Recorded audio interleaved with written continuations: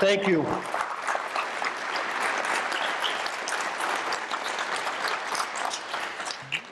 Really appreciate everybody taking time on a Monday night to come out and hear a presentation about something that is very important to me. Some people have speculated about why I'm doing this. You just happen to be, well, I can't say this because you're not the first people to see this presentation. That honor went to two other people on Friday who couldn't make this presentation, but they met me at the sheriff's office and said, Sheriff, we really want to see this. So I sat down with them. I went through the presentation with them. And I said, Sheriff, will you come and present this to our community? And I said, sure, be more than happy to. Those two people were Reverend Rodney McCauley and Pastor Sean Davis. And soon I'm going to give you a reflection of what Reverend McCauley asked me at the end of the presentation, because it was fairly impactful and I've thought about it all weekend. The reason I'm doing this is because I am very concerned about a profession. I'm very concerned about the men and women of that profession. I'm very concerned about, quite frankly, the lies that are being told about the men and women that protect you. And I can promise you, if any of you have heard me speak, what John said is very, very real. I am uncut, at least I pray I'm uncut, because whenever you do these things, people like to take snippets and then send them out, and last time I was on this stage, that's what happened to me. And I am not politically correct. So I will guarantee you I am going to offend you tonight. Matter of fact, I am guaranteeing that I am going to offend people tonight. And the reason that is because throughout this presentation, there are segments that when I showed it to other people, they went, you can't say that. Sheriff, you can't do that. Oh yeah, we have to do that. If you're really going to have this type of presentation, this type of discussion, you can't just hide behind the blather. So be forewarned, but before I start, can I get one favor? Will every veteran stand up?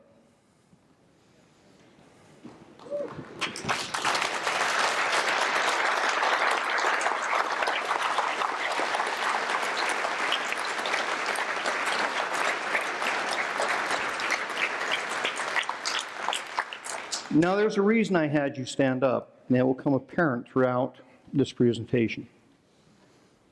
All right, now praying that we have no technical difficulties, because we know technology. We're going to have a discussion about the threats that we face, because there are people out there, folks, are telling you there are no threats. It's all made up. Matter of fact, I had a Facebook discussion with somebody, actually an elected official. He told me that ISIS isn't a threat to the United States. I think I used the word ostrich. I warned you, uncut. But that's literally what he said. Well, show me. What, folks, the U.S. Attorney is in the audience with us. And he will tell you that the FBI is probably the most tight-lipped organization in the world, and they don't talk about nothing. You have no idea what those men and women that serve you on a daily basis have prevented in this country. You have no concept. And I'm going to get into some case studies that you're going to go, that happened in Spokane? Yeah. We didn't know about it? Nope. Why not? The FBI doesn't talk about cases. Right, Mike? So, one of the things that has been spinning around for a little while is the term constitutionalist. And I warned you, We're going to start right into it. Problem is that term has been hijacked, folks. That term has been hijacked by people that have done some very, very bad things in the name of the Constitution. And for 25 years that I've been in law enforcement's been struggling to try to figure out, what do you call them? What do you call these people that do all these bad things? And sadly, the name constitutionalist has kind of stuck. Anybody in this room does not believe in the Constitution of the United States? Raise your hand. Well, let me reverse that. If you believe in the Constitution of the United States, raise your hand. You're all constitutionalists. You are. Isn't it a shame that we have divided ourselves into camps? Wasn't there a day that we used to call ourselves Americans? That was good enough at one point. Americans. But we have so vastly fractured ourselves as a nation that now we're patriots, progressives, libertarians, civil libertarians, militia, elf. I can't name them all because that's how far we've torn ourselves apart. And you know something, folks? George Washington warned us that that was going to happen. When he said, you really don't want to do this party thing because it will divide this nation. Anybody want to say we're united? And that's a shame. So, what are we talking about tonight? Well, we have white supremacists. We have gangs, the lone wolf actors, and those are the ones really hard to nail down because they do things just because. There's no rhyme or reason to what sends them over the edge. Some is ideology, some is politics, some is they've been wrong somewhere down the line. But this is a major, major threat. Now on the left we have the anarchist. And if you notice, I don't have radicalized extremist next to their name. Because they believe in chaos. These are the people you don't invite to your party. These are the people you don't invite to your protests. Because these are the people that turn your protests into riots.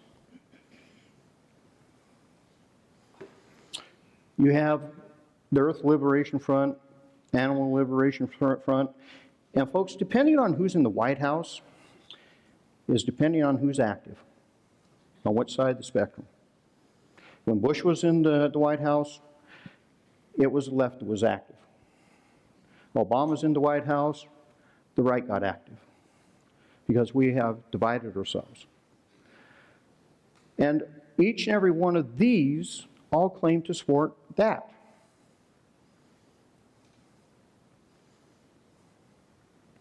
Radicalized extremist sovereign citizen, radicalized extremist militia groups, radicalized extremist patriot groups. International. You know, Al-Qaeda, yeah, they're still out there, but there's your big scary one. And it's a shame that we're not doing anything to stop the massacres that they are committing. What happened? I mean, oh, by the way, if I offend you by mentioning Christian or Christian religion, I don't care.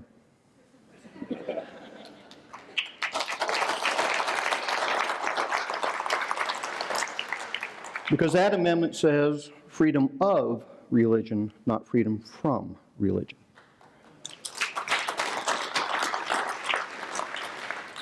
So I may break out into a little religion.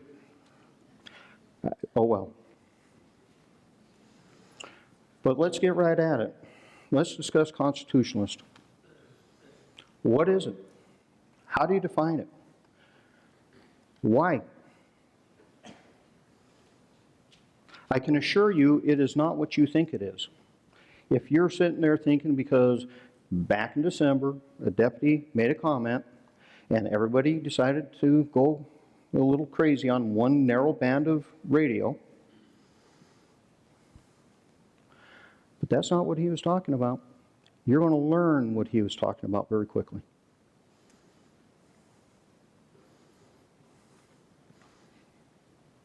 This is what he was talking about. May the 20th, 2010 started out like any other day. Two veterans of our West Memphis, Arkansas Police Department, Bill Evans and Brandon Powdert, were patrolling the interstate as part of the department's drug interdiction team, something they love to do. They became involved in what seemed to be a routine traffic stop, though I've always warned my officers there is no such thing. But really, how much more routine can you get than pulling over a father and son in what looked like a church bus? My men didn't realize who or what they were dealing with. Neither officer made it home. And one of them was my son. I'm Bob Powdert, Chief of the West Memphis Police Department. My officers, Bill and my son Brandon, didn't realize that there are people at war with this country that are not international terrorists. They are seemingly ordinary people, just like you and me, but they don't recognize the federal government's authority to impose laws or taxes on them. They're known as sovereign citizens. Their beliefs may sound so out there that they appear comical or crazy, but don't discount or ignore these people because they're willing to kill and be killed for these beliefs. We as law enforcement officers need to recognize this very real threat so we can protect ourselves. And maybe if Brandon and Bill had been able to recognize the warning signs of sovereign beliefs, they'd be alive today. Exit 275 on 40. These guys just shot a police officer right on the exit. You said that officer's been shot on 270 what? Exit 275 on 275 on 40. Where are you right now? I'm at the exit, right in front of me, about 100 feet. Okay, it's a white what? It's a white caravan, a white guy. Please hurry. He's not listening. We went, oh my God! Oh, shit! You guys are dead. I was in the ditch. They're both dead now. They killed both cops. They shot one, he fell in the ditch. The other one ran behind the car, and they shot him in the head. All right, where's the suspect now? They just left in a white caravan. They went right off the exit. Right behind an automatic weapon. They're all with automatic weapons. So where are you at now? I'm standing right over the cops. What kind are you in? Oh, I'm in the FedEx truck. You can't look at it. It's huge. Tell the cop to come forward. He's coming.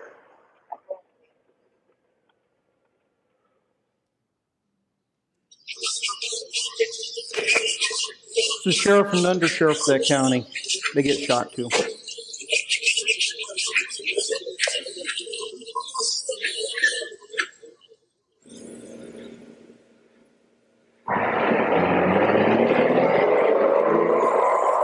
Jerry and Joe Kane were finally stopped for good after they killed my son and his partner that day, but not before 2 other courageous officers were injured. We as law enforcement professionals face danger every day. We know that's part of our job. Hopefully this video is giving you some new tools to keep yourself safe. No officer should have to die like Brandon and Bill. I've had the honor to meet Chief Powdert. I've heard his presentation a few times. The first time was pretty much raw, almost a few months after it happened. The warning sign he was talking about, if you watched my little, was that license plate. They don't believe they have to have normal license plates. They don't have to do that. The thing is, folks, we have become a nation of we don't have to. We don't have to obey the laws. We don't have to obey anything that we disagree with. If you don't believe me, ask a teacher.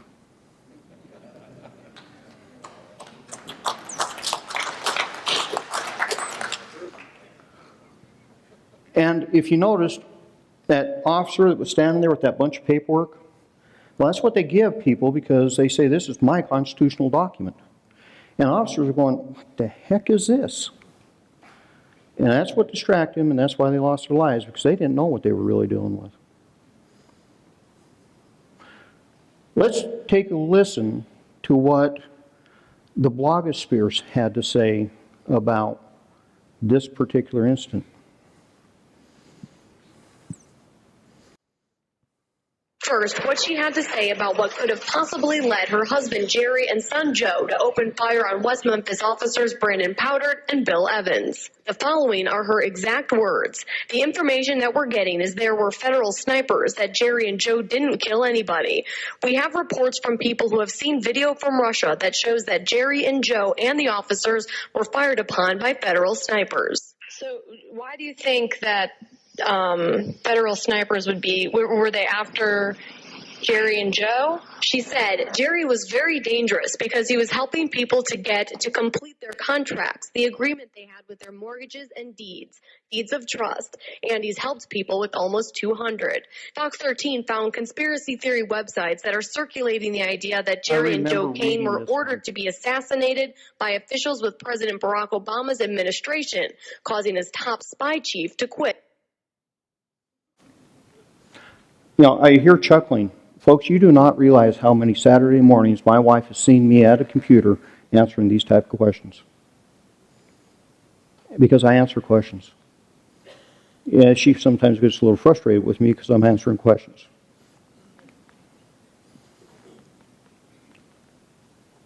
According to this, the president ordered that assassination. And it's sad how many people want to believe this stuff. It really is. It's sad how many people actually believe this. First, what she had to say about what could have possibly led her husband Jerry and This is unfolded in Vegas. The husband and wife who went on a shooting rampage in Vegas constantly talked about murdering cops and were obsessed with overthrowing the government. That's according to the reporting of the Las Vegas Review-Journal newspaper. Take a look here. Police just a short time ago released these images of the two suspects, and there they are. Investigators say the pair yesterday shot and killed not one but two police officers, shot them point blank at the pizza joint, and yelled, and I quote, "This is the start of a revolution." Now, investigators say the pair then headed to a Walmart across the street, and in doing so, killed a man who confronted them as terrified shoppers took cover. After a gun battle with more police, they say the woman killed the man and herself in what appeared to authorities to be a suicide pact. Police reportedly found swastika symbols at the suspect's home last night. We got this word in the news conference that ended just a short time ago. A neighbor says the husband hated President Obama and the government. She also says the couple had a collection of guns and ammunition and, quote, "Don't tread on me" flags, quote, everywhere in their apartment. I didn't think, because you know, people can talk, and they did, and they kept talking and kept talking and kept talking, down if they didn't do what they said they were going to do, and that's so damn depressing. Well, Tea Party groups now use the "Don't Tread on Me" flag. Police say the suspects draped one of those flags over the body of one of the officers and put a swastika on it. The Las Vegas Sun newspaper also reports the couple claimed to have protested at the standoff in Nevada between the feds and the cattle rancher Cliven Bundy. In fact, some people who were at that ranch have now said, yes, they were there, and among other things, they were very annoying. Joe Scheineman is with us. Is that his name? The thing that amazed me last year is that we had people go down and point guns at federal officers for doing their job per court order. And we said it was okay. Matter of fact, we had elected officials from this area go down there.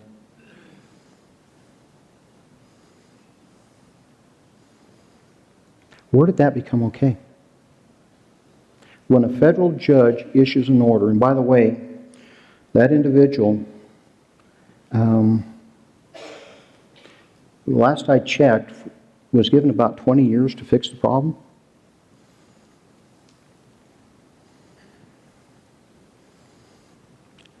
Remember I said you can't control who comes to your party?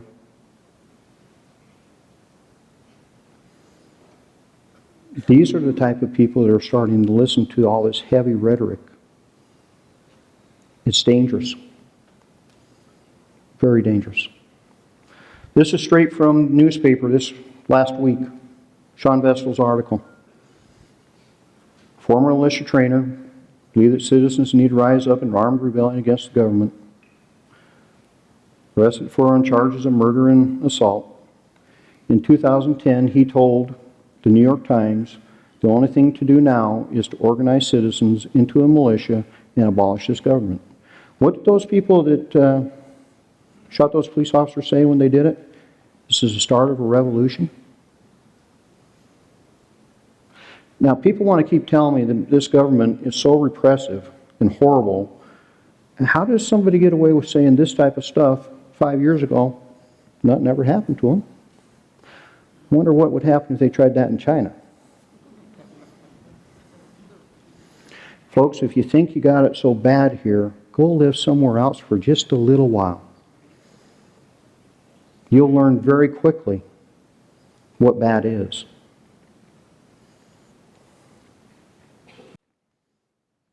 This is local. Michael Hicks claims he's not a regular citizen, not ruled by the laws of the government, and today, once again, he even denied the name the judge asked him to confirm. Michael Francis Hicks. Thank you, sir. Last week, a judge ordered Hicks be held on a $10,000 bond and that he be given a mental health evaluation since he wouldn't answer simple questions. Today, it was more of the same, I did not plead in according to contract. but with a different result. The judge accepted a not guilty plea and allowed him to be released from jail after Hicks said he'd reluctantly show up to the court hearings. Last week in a jailhouse interview, Hicks told KXOY4 he shouldn't have been pulled over that day and didn't cooperate with deputies because he doesn't believe in their jurisdiction to arrest him. I am sovereign. I have sovereign rights, unalienable rights that I was born with here in America. The problem for him now is to continue his lifestyle at home. He'll have to show up to a court he doesn't believe in. But as I stated before, I'm under common law. Folks, I actually went out to this one. The reason I went out was supposedly this type of thought process recognizes one law enforcement authority and one law enforcement authority only, and that is the sheriff. Because we have armored vehicles, we were able to go pretty much nose to nose with them. And I personally negotiated with them, and I learned very rapidly that they don't care about the sheriff either. The reason I went out there is so I could try to make sure that no one got hurt. Get this thing done peacefully, get it done. I started switching from talking to them to looking at them, checking motions and everything else, and I finally told the team, go cut them out of those seatbelts and get them out of here. No one got hurt. All because I don't have to do what you say. I don't have to play by the rules. I don't have to follow the laws. I don't have to do any of that.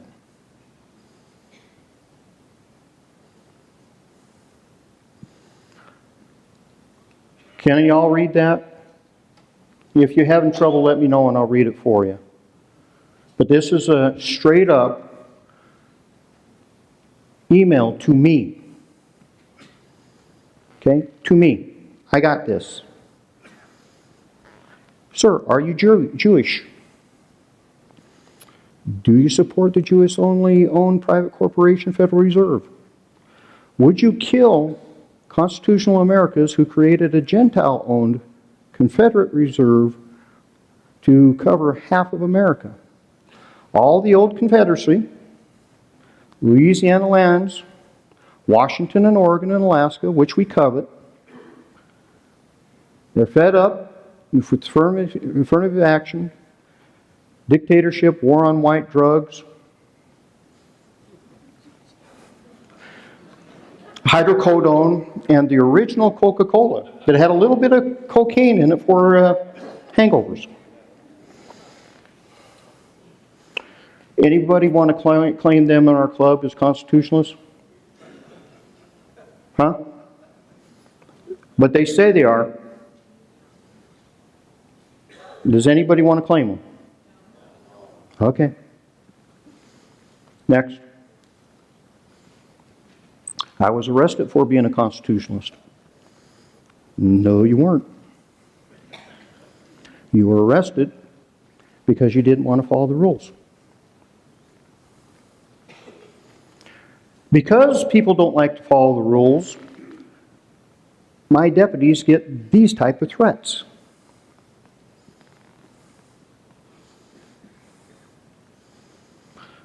That came in at 9:42 p.m. last week.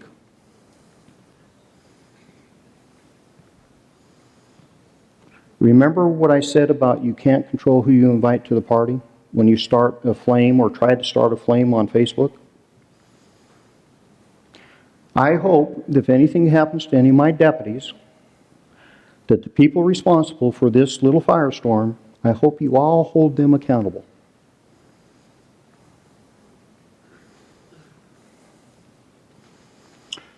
Extremists and terrorism, what it is and what it isn't. Before we go there, we're not quite done with constitutionalists. This document, right here, this very document, is the first document that is given to every police officer and every deputy in the state of Washington when they enter the academy. It is the Constitution of the United States. It is the Declaration of Independence. You want to talk to some constitutionalists? Go talk to a person in blue, green, wearing a badge. They live it.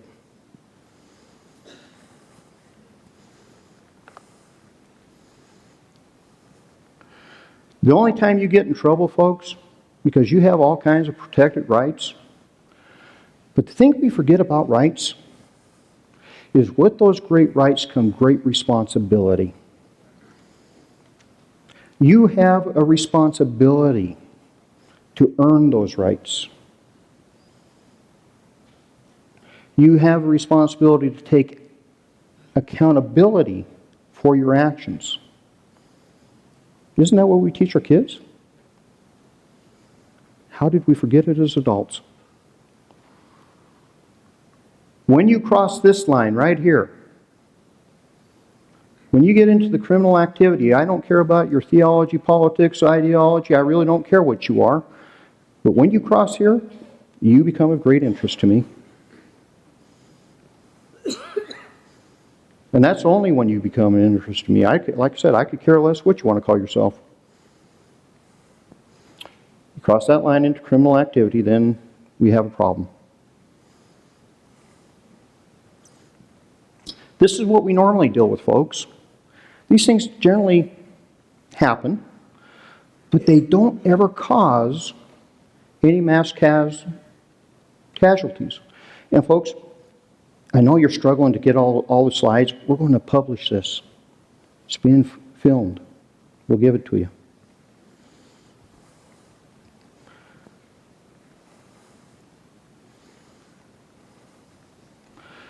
This doesn't happen that often, but when it does, it's not good.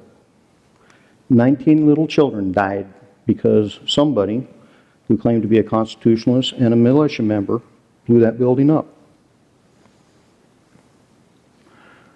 Our friends overseas took that one down. That is, unless you subscribe to InfoWars. Because if you subscribe to InfoWars and Alex, then your government took them down.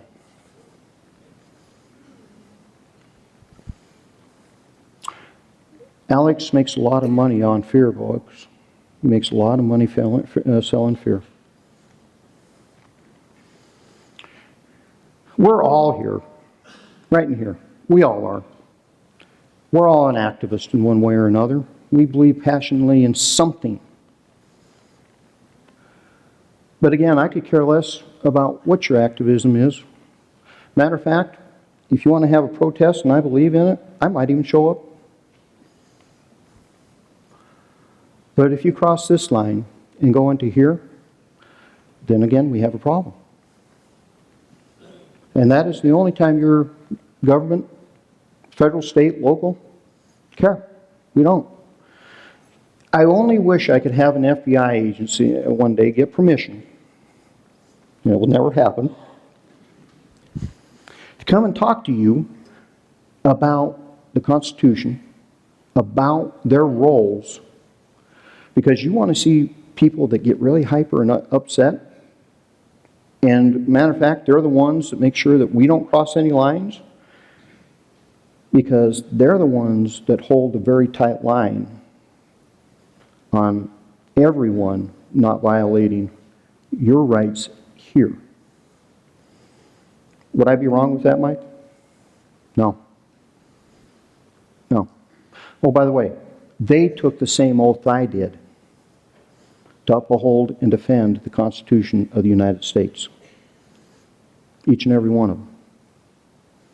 Now, there is somebody in this room that should be kind of upset because of the way constitutionalism gets used and abused, and that is somebody from the Constitution Party.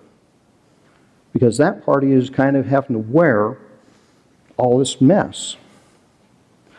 I apologize, Tom.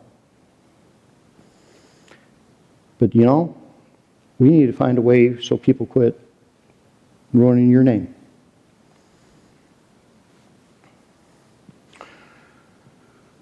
I'm going to take you on a little stroll of 30 years in this area, of what we have actually faced in this area. You know, there's a group that said that sheriff's making up enemies. I got plenty of them. Don't need to make them up. You tell me after the end of this if any of this is made up, because this is exactly what you have lived with. If you've lived in this community for any amount of time in the last 30 years, you will probably remember some of this. The Order. Nice little group of white supremacists who want to create a white nation.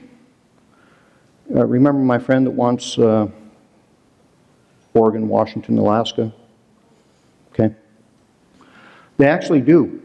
But their vision is the Northwest, and that is Oregon, Washington, Idaho, Montana, and Wyoming. And it hasn't just been around here, folks. When I was a police officer in Rock Springs, Wyoming, I was getting a haircut one day, and somebody tried to convince me that that needed to happen. Same jurisdictional boundaries. It's been going a long time. I hate it. You check their motto out. Of course, they throw religion into it. Not only are they trying to give constitutionalists a bad name, they want to give Christians a bad name too.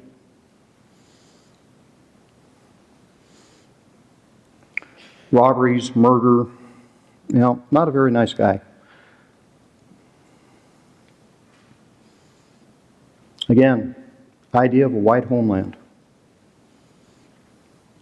But here's one thing I want you to remember about this little neck of the woods. That every time this hate raises itself in this community, there are people like this that stand up and say, nope, not happening. That's the community you actually live in. This is a counter-protest to him. Whenever hate raises its head in this community, there are members of this community that say, not here. And you should be very proud of that. But we forget that. Why? We like to beat ourselves up all the time. We don't ever focus on what's good. We'd rather think about what's negative continually. KEYHOE brothers and family and members. They bombed City Hall. Oh, by the way,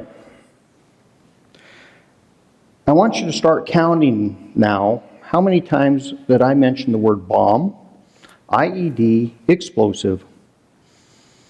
Okay? bombed the Spokane City Hall, white homeland.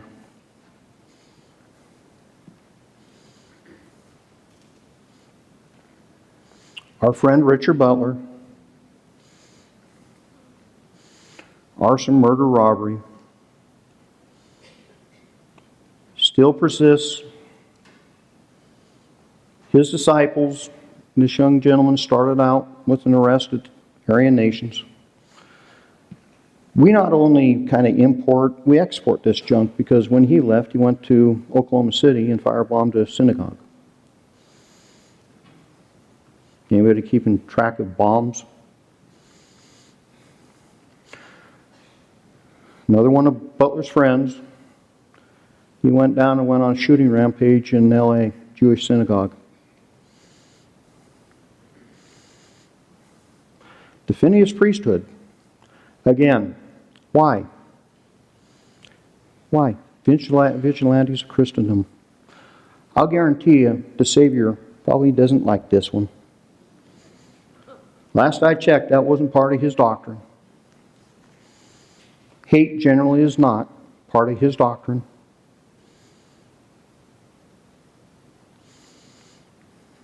But we continue to have these constitutionalists, that's what he called himself, drag him into it. White supremacy, anti-government, anti-abortion, active in the Spokane area, bombed Planned Parenthood, bombed the Spokesman Review, bombed and robbed the U.S. Bank, used IEDs as part of their robbery schemes. What are we up to on the bombs? 6. This is what they were armed with, folks. Grenades, ARs. Actually, their rig had machine gun parts cut in it.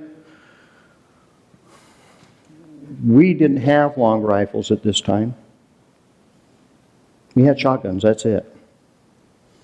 Matter of fact, when the SWAT team was discussing how they were going to take this particular problem out, that young gentleman, the tall one, was given the assignment of, well, you'll be in a dump truck and you'll just ram them. Because we didn't have the equipment to deal with it. I think part of that discussion had something about with putting people in the back of the dump truck too. Now when I heard that, I went, AK is probably going to go through that and you're going to be inside a rickshaw bin? But that's the threat that they faced. Larry, he likes bombs and booby traps. Federal judges convicted.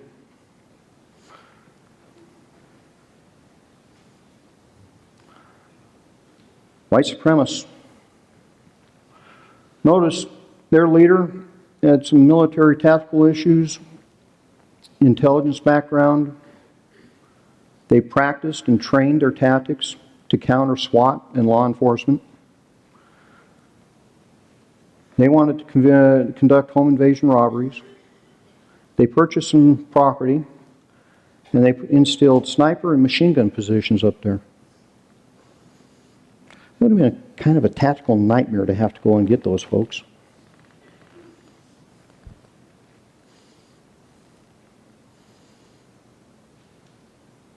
Especially without any equipment to do it.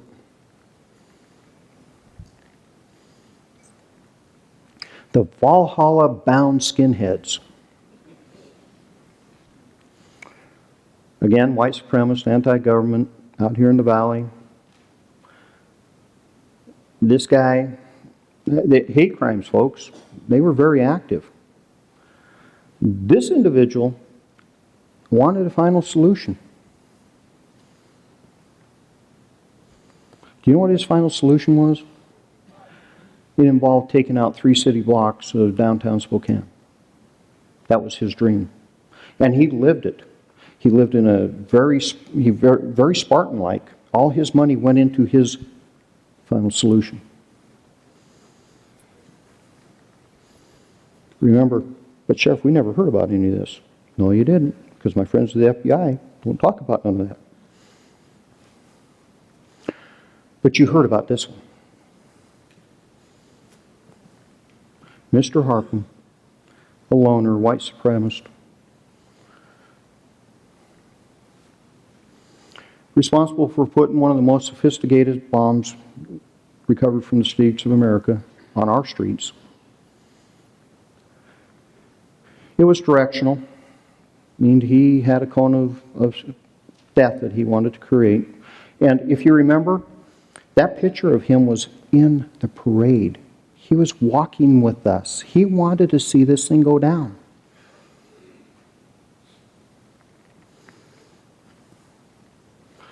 It was chemical, biological, and anti-personnel. The chemical, rat poison, was to stop blood from coagulating. Any Vietnam War veterans can imagine what the biological was. Same thing punji sticks might have been associated with. And anti-personnel being these nice little lead weights. Remote controlled. This is a parade route. That's the cone of destruction. And you don't know, folks, who knows? If it would have went off, we might not be here tonight. I was in this parade.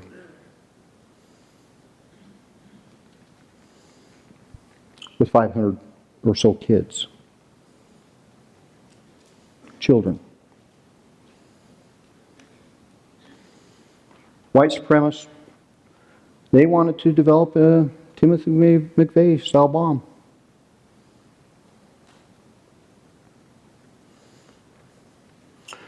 The lone wolf operator, his trip was chemicals, ricin. Federal judge and the president. This one really disturbs me. At one point, you saw his name on billboards in this community. That's how much of a threat he was. We literally put billboards up trying to get him found the first time. And this one, again, gives me a lot of problem. Because they knew that this young gentleman was an escape risk when they let him out of prison and gave him a bus ticket to come to Spokane and check himself into Airway Heights. Which he didn't do. And I just couldn't seem to get partners to think that this was bad because, well, he'd been in prison, hadn't acted up too much in prison, must have reformed himself. Right until he killed that young lady in Lake Stevens. Yeah, I'm bitter. Let me tell you, I'm bitter about this one. He wanted to take out Pig Out at the park if you didn't read it.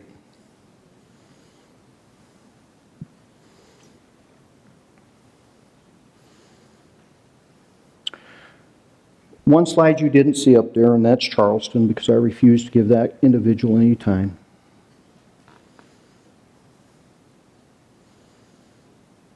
I am very proud of the city of Charleston, because instead of hate, they wrapped themselves in Christ's love and tried to heal their community.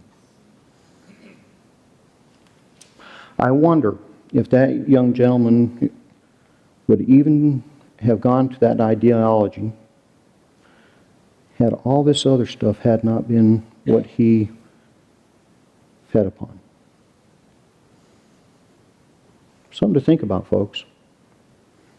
What are you teaching your young ones? What are you teaching your young ones? Are you teaching them to love their country? We'll get there. Remember, that first section is the first section that people went, oh, Sheriff, you can't talk about that. You're going to anger people. You know? Well, sorry, folks. You need to talk about this. You need to figure out what you're going to do with a group of individuals that are giving you all a bad name. And the thing is, some of you are tacitly supporting their ideologies. But this is another one. They said, oh, you can't go there. Oh, yes, we can. That is it, right here. Radicalized Islamic extremist. They exist. This young gentleman, we found him because he blew himself up. But he had been down here doing some surveillance at the federal court building.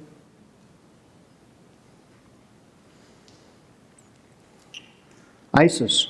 No, they're not a threat. I'll never forget that conversation. Canada, Australia, France, United States, Garland, Texas. I could go on and on. We'd rather be ostriches.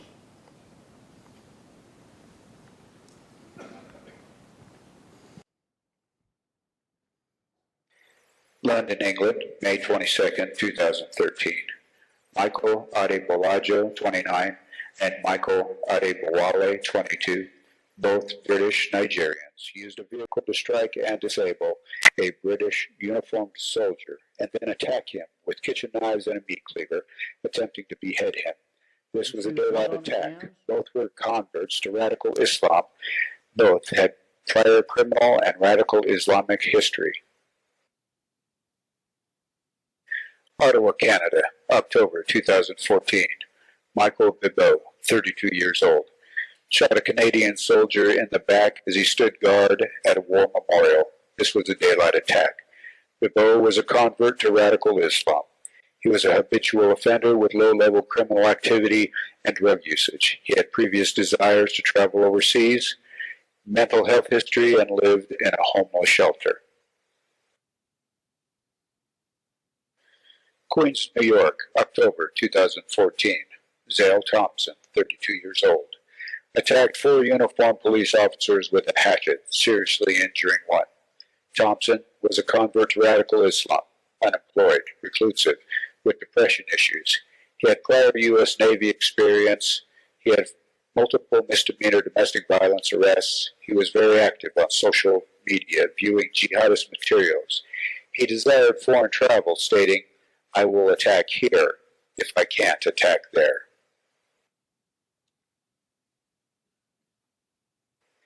Garland, Texas, May 2015.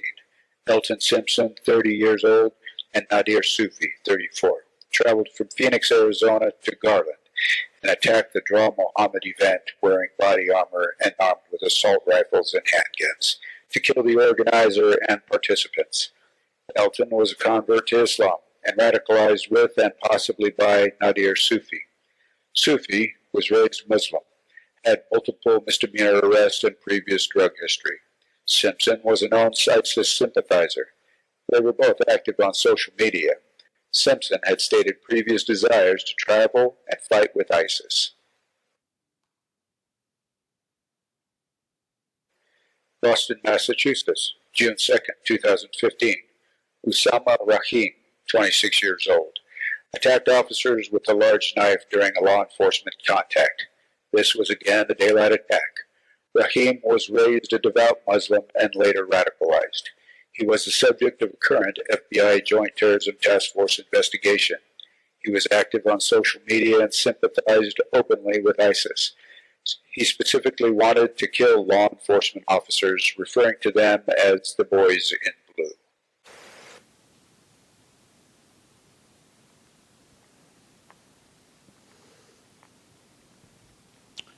ISIS has put a price on the head of law enforcement and military. We read it all the time, don't we, Mike? Not only do we have to worry about this type of character, we have to worry about the other type of characters that you saw here. Before this. Because there is a war on police.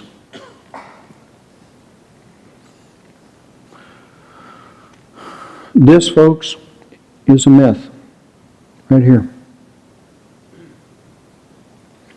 I use the term war because everybody wants to throw the term war into police work.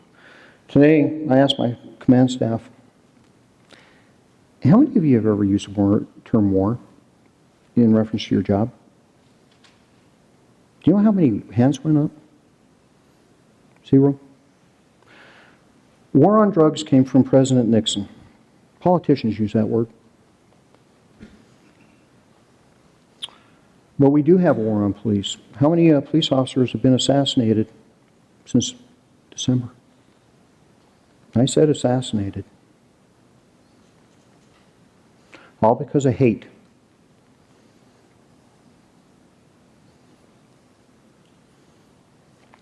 This is another part where people said, oh, Sheriff, you cannot talk about this. You can't do it. Oh yeah, we have to. Because this is what started all this nonsense about police militarization and all this other stuff. And the problem is, this wasn't based on the truth. The other problem is, not much has changed in 2,500 years, because I believe it was Thucydides that said, people hear the first thing and they believe it. And they never check out the facts. Yes, I get philosophical now and then. I do a lot of reading. But remember what I said about when you decide you're going to have a protest, you don't want certain people coming. This reporter this was face to face. He saw the guns in their hands. These people went down there and they turned a protest into a riot. And we are jobless men. This is now our job, getting justice. If that means violence, that's okay by me. Can anybody tell me what kind of justice comes out of violence? I've heard this time and time again. And the only thing that comes to my mind is a lynch mob coming towards the sheriff to get somebody out of jail to have justice. Justice is not gotten by violence. Not in America. These folks, they got it wrong. Just a second. Before I go further, I got to check. Whoops, I turned it off. I got to wait till it boots. Because I've been given the ACLU about 2 weeks to give their side of the story.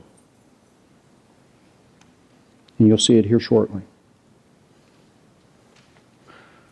Let's watch the video first. The militarization of America's police forces has captured the nation's attention, largely because of Ferguson, Missouri. But what media has not told you is how police forces got militarized in the first place. And why militarization is about a lot more than just military equipment. The first step toward truth is to be informed.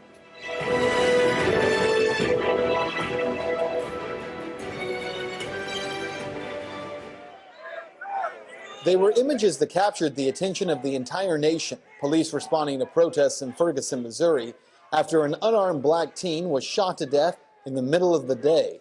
Disperse the area immediately. You are in violation of the state-imposed curfew. Michael Brown's death triggered looting and protests. You are subject to arrest and his continued actions. Now, what stunned the nation was how police responded to those protests. Not like a police force, but like a military unit.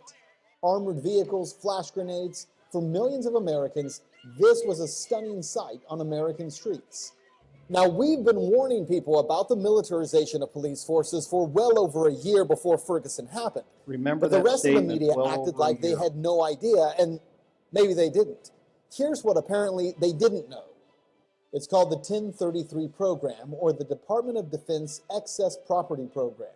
In short, it is a federal program that provides surplus DoD military equipment to state and local civilian law enforcement agencies for use in counter-narcotics and counter-terrorism operations, and to enhance officer safety. So what kind of equipment are we talking about here? Well, first of all, it's not all weaponry. Yeah, that's one reason I think a lot of people come to me and say, well, don't you think we should ban the 1033 program? And I'm actually against banning it completely because we do get things like emergency blankets, emergency cots, even computer hardware as well, things that smaller agencies sometimes can afford. Chief Larry Kirk is the police chief in Old Monroe, Missouri, a department just a few miles from Ferguson. He is one of the few police chiefs in the country who actually opposes receiving military equipment. Well, my question right now is really if we should be having a lot of the militarized weapons that we're actually seeing now come through the program. Being realistic, there's no reason I'd ever need an MRAP. Most departments would never need one. That is not an MRAP. The MRAP that Chief Kirk mentions there is one of 2 armored vehicles that police departments receive by grant through the program. The other is the Bearcat, which, as you can see for yourself in this Bearcat promotional video, is quite the vehicle.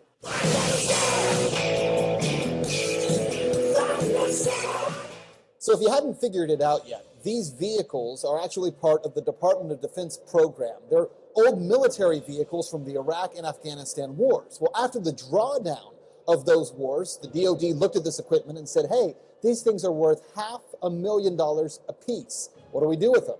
Instead of throwing them away or selling them off, they simply grant them to police departments.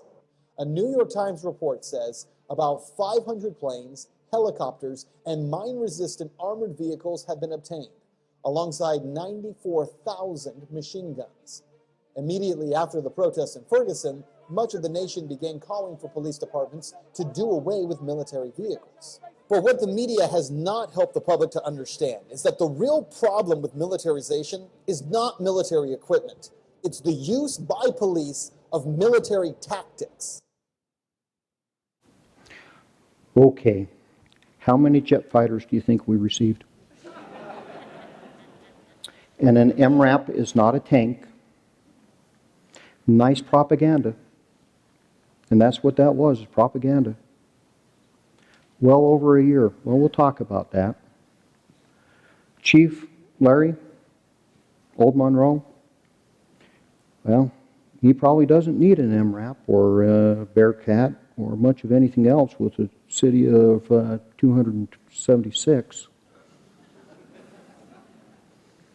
By the way, I've been trying to get a hold of Larry for about 4 months, and City Hall, you can only reach it during certain times on certain days.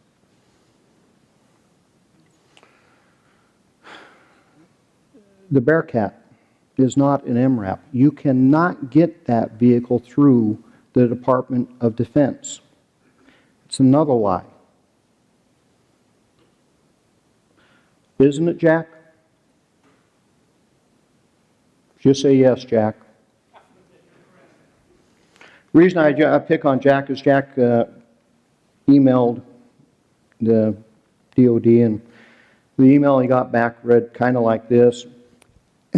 Just so we're talking apples to apples, you can't get an MRAP or a Bearcat from us. You can't. You cannot get a Bearcat from the military. They lied to you, folks. Truth in media.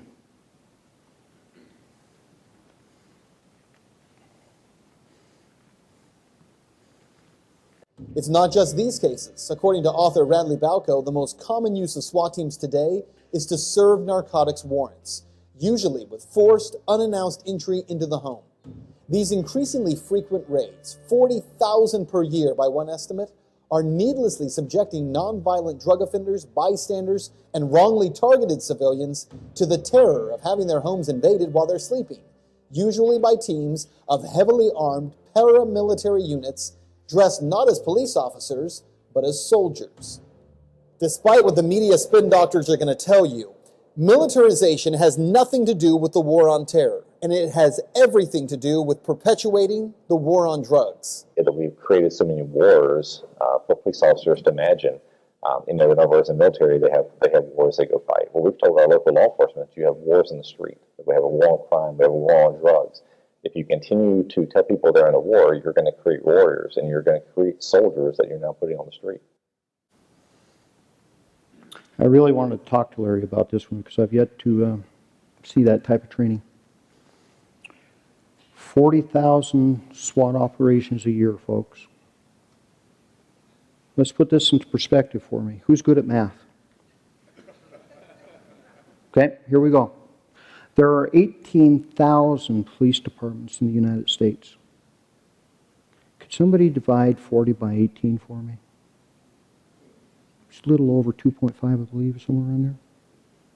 Kind of right? Would that be right? Okay.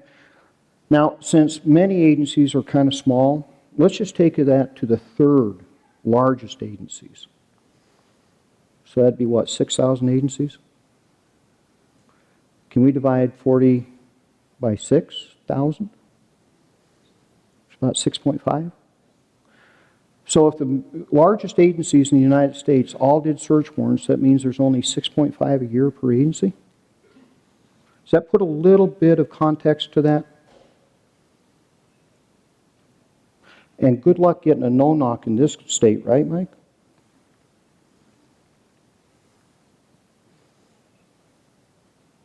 Truth or spin?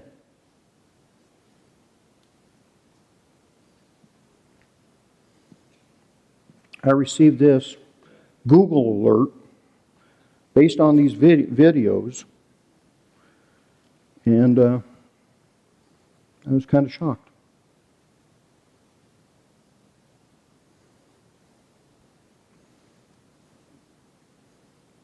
Y'all read it?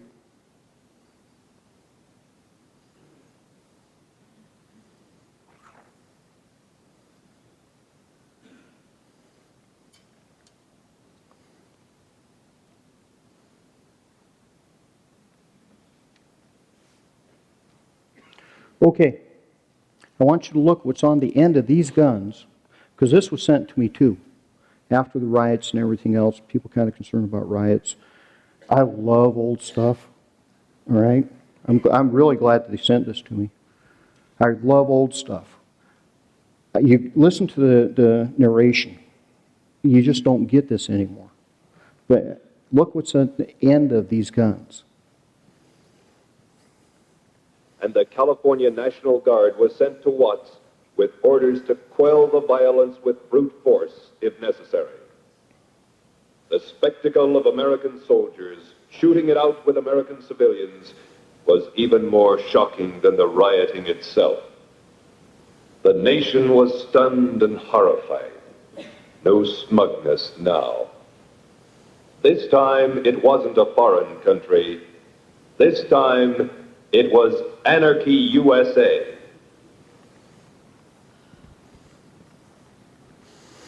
How many of you want to know why the modern world, and when I say modern world, the 1800s, why police departments were formed?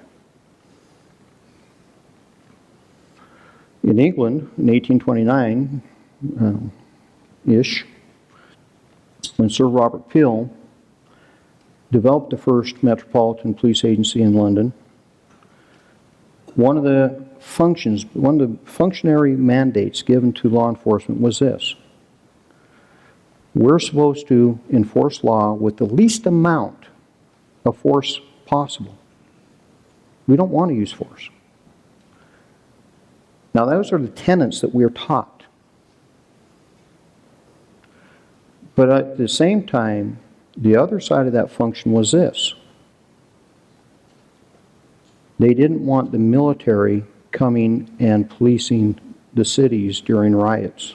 That was left for us. In the United States, in the 1830s, you had mass riots, had to be put down by the militia. We received that same mandate. If you want to talk militarization of your police force, that is what it looks like.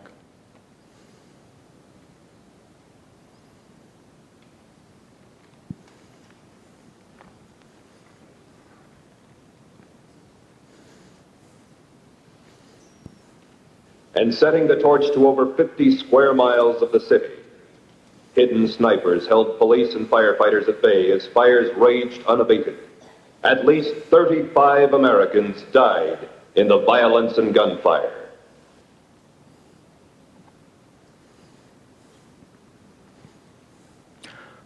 Not much has changed. We talk militarization.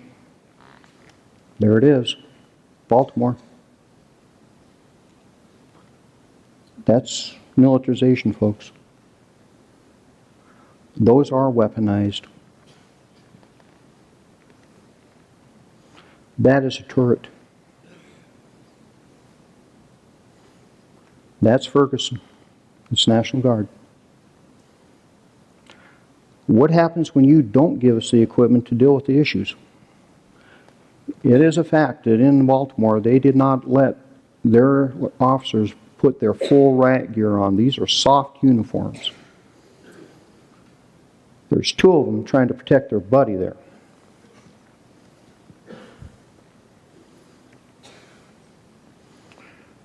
That's what happens. And that's what they were throwing at him.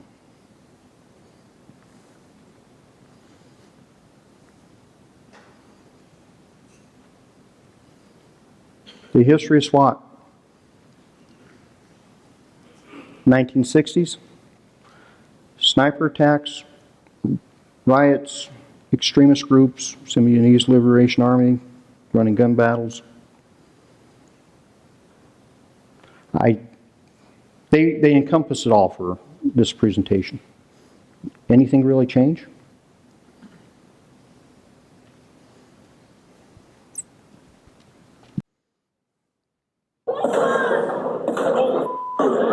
Gunfire erupting on the streets of Dallas overnight. Men with assault weapons opening fire at police headquarters, then crashing into a police cruiser with what appears to be an armored truck before shooting at officers. I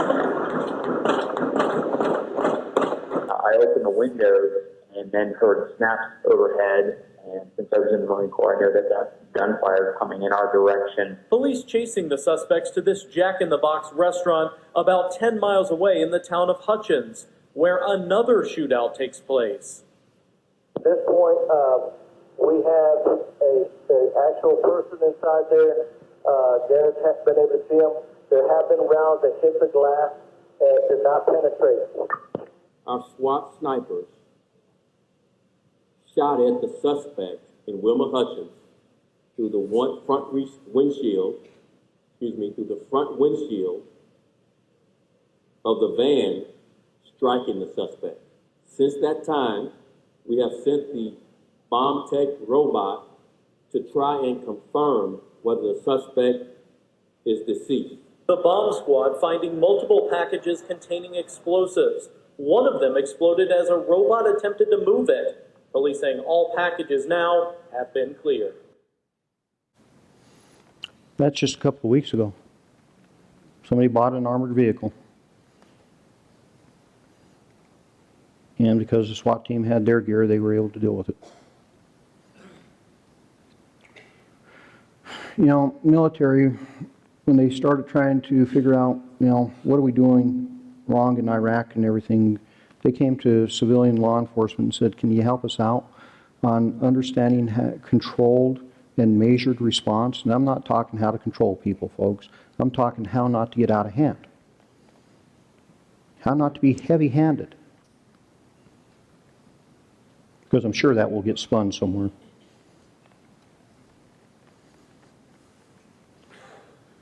It's the other way around.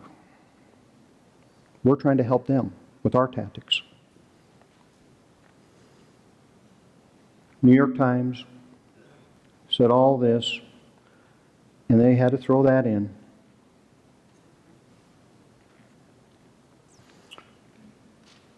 People that wear that pin are some of the most dedicated, highly trained, intelligent individuals that I've ever had the opportunity to work with. They are the people that rise up in rank because they are motivated. They're the ones that we call when we can't handle it. That's the police. We call them when we can't handle it.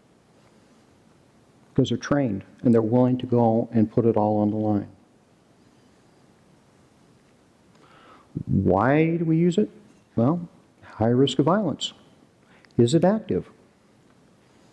In order for the SWAT team to roll, you have to go through this checklist. And it has to point out at a certain level. And even if it points out at a certain level, you still have to get it approved, because we may go, is there any other way to do this? So all of this has to be talked about. Why we're going, who we're going after, what the target actually looks like. Are there dogs? What's the proximity to schools? Children present? Chemicals present? We want to know all that. Because some of this, we may not go. And folks, there was a time that gang members were actually training pit bulls to deal with us. This is mandatory. The SWAT team will show up. If you're a hostage, we will come and rescue you. Fortified locations, automatic weapons, barricaded suspect, armed surveillance, booby-trapped location, sniper situation. SWAT is an actual use of force. In order to use SWAT, you have to justify using SWAT. It's not willy-nilly. You will not see SWAT officers running around in patrol cars on normal duty. They may have their gear in the back or their trunk, but you're not going to ever see them. Because in order for them to roll, it has to get approved by those gentlemen over there.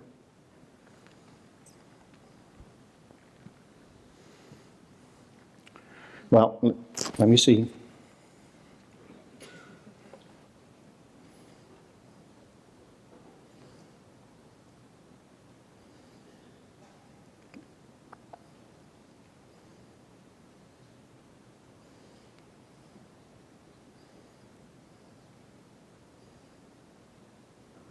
Technology is not working very well. Okay.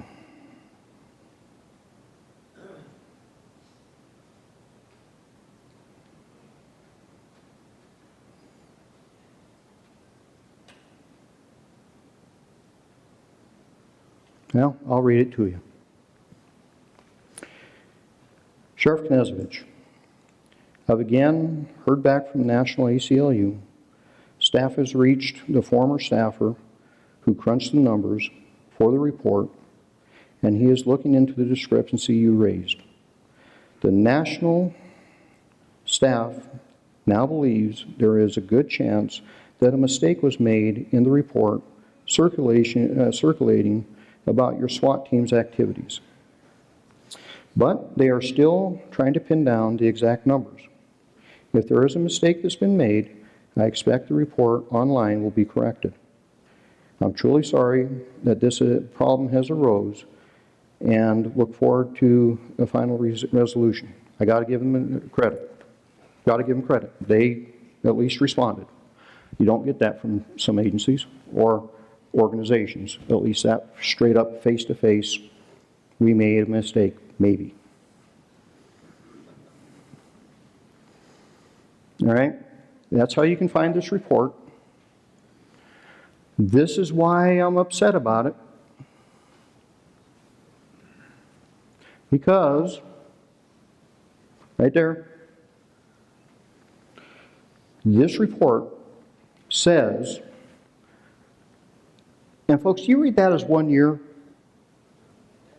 Okay, so did I. So did I.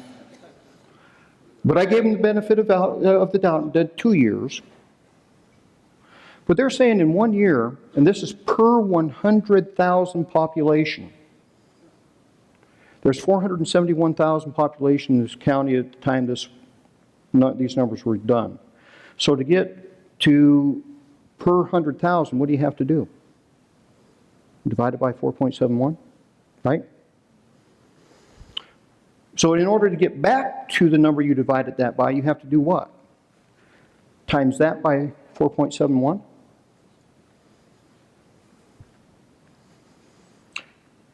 They're saying that my SWAT team in 1 year impacted 588 African Americans.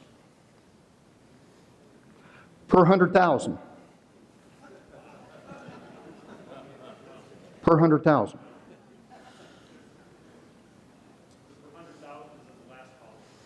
No, they actually, they've looked at these numbers. They're actually, right here is the discrepancy, the number of 10.35 more likely to have done this. That 10.35, you times that by that, you get that apparently. Okay? That would be over 2,000 people.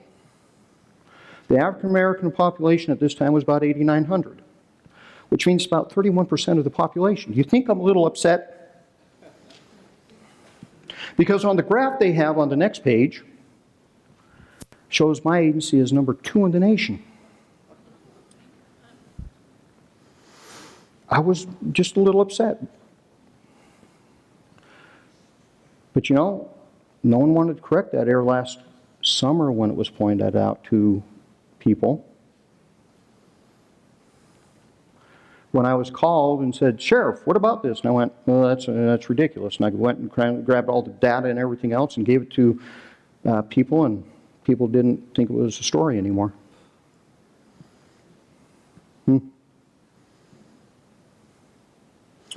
They also say that SWAT is used for minor drug search warrants and a few weapons are ever found. Remember what I told you, how a SWAT team ends up going somewhere? Those are the type of weapons that came out of just one.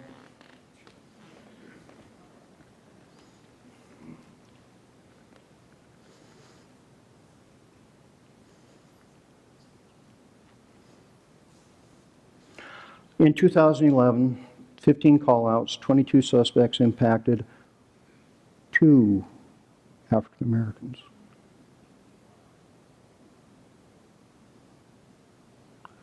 Like I said, just in case I made a mistake, and it was 2 years. In 2012, 25 call-outs, 42 suspects, 2 African Americans. In 2 years, 40 call-outs, 64 suspects, 4 African Americans, 0 for drug search warrants. As far as this right here. None of these people are contacted for drug search warrant. I don't care what kind of math you want to use. And these numbers come from the public records request that we sent them, the data we sent them. I don't care what math you want to use, you cannot make this 588 times 4.71. On your worst day, you can't make that happen.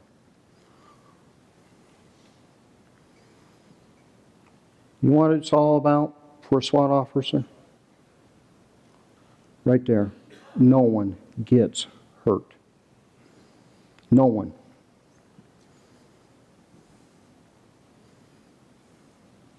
The horrible 1033 program, well, we received 3 helicopters, 1 for parts, 1 spare, and 1 on its last legs. And I'm sorry, Dave. My helicopter commander's going, ah! You know, dang, Sheriff, what are you doing? But it's on its last legs. We got some FLIR devices, some helmets, some night vision, 4 M16s converted to semis, the controversial John Deere Gators,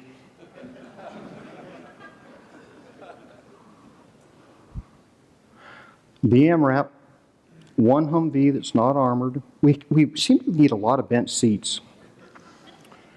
Some sights for the ARs, 7 M14s, which we're sending back because we just don't really need them. So we've received a total of 11 weapons, 7 of which we will be sending back. Out of the 1122 program, because it's been going on much longer than the year that the gentleman said, in 2000 we received 2 armored personnel carriers. Those things have been in this community for 15 years, folks. No one's ever raised a fuss. 57 M16s. Why? Remember these folks?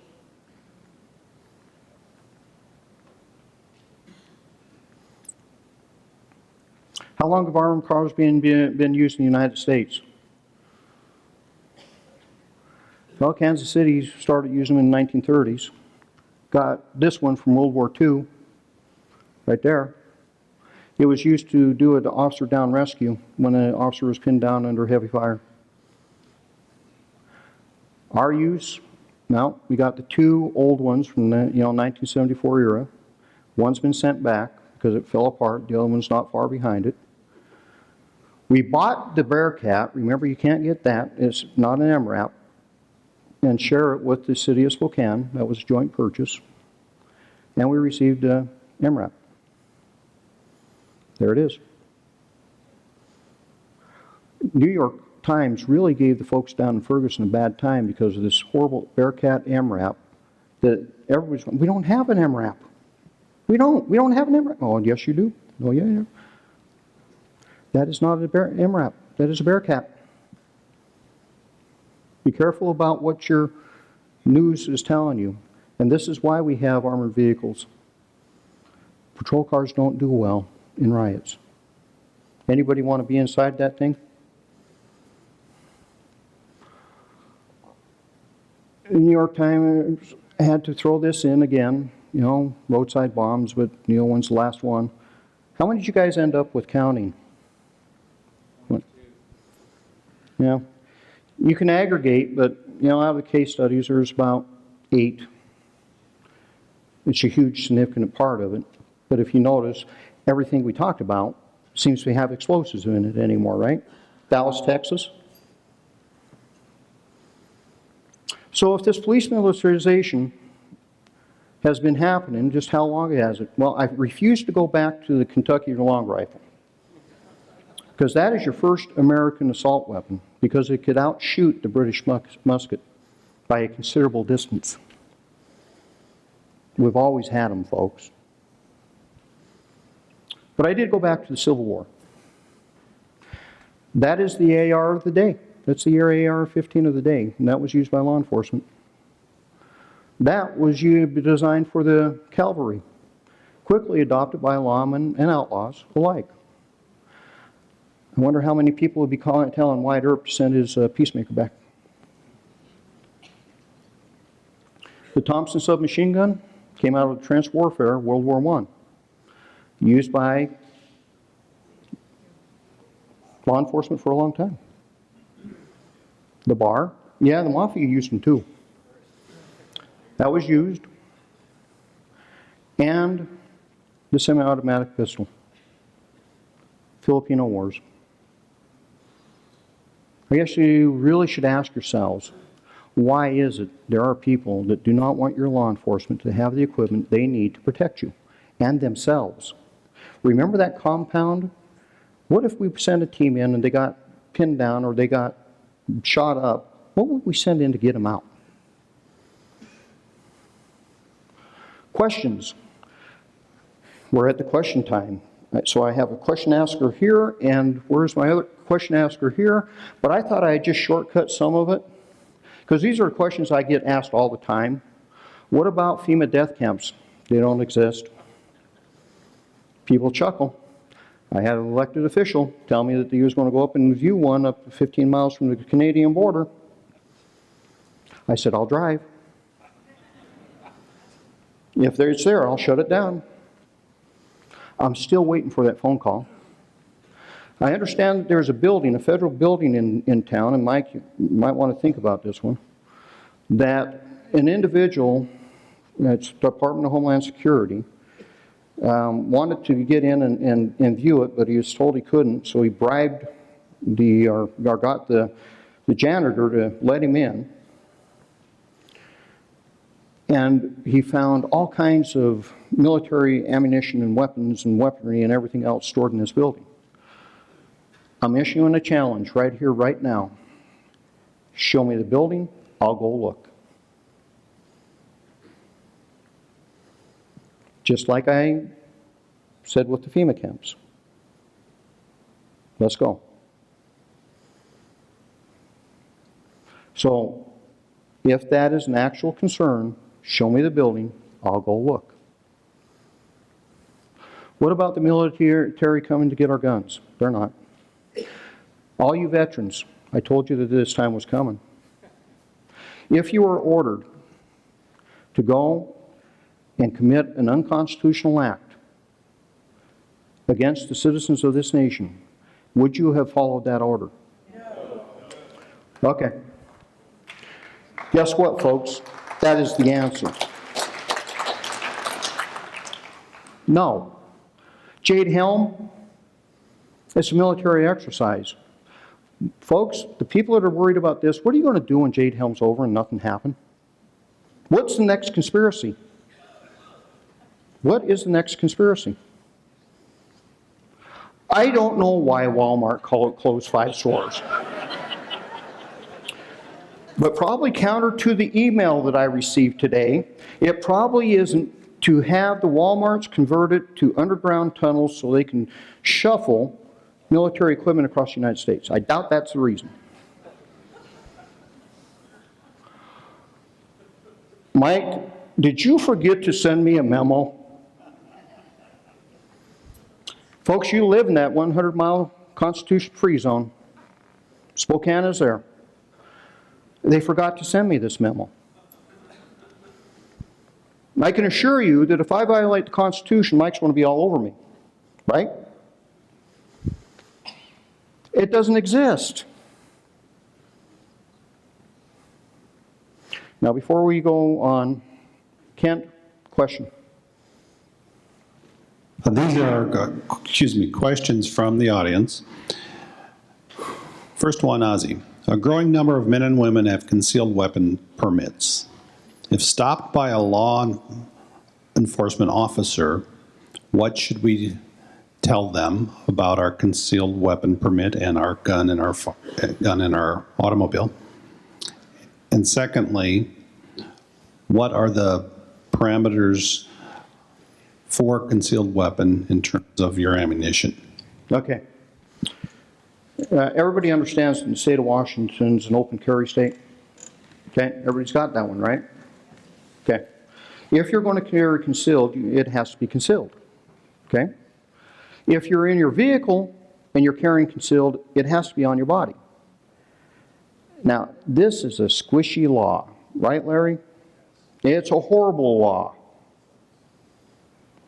Because a lot of people, man, you're in violation if you took it off your body.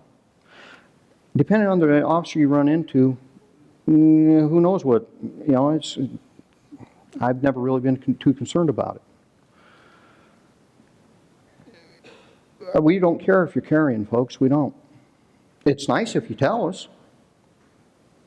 Actually, it's kind of polite if you tell us. When you don't tell us,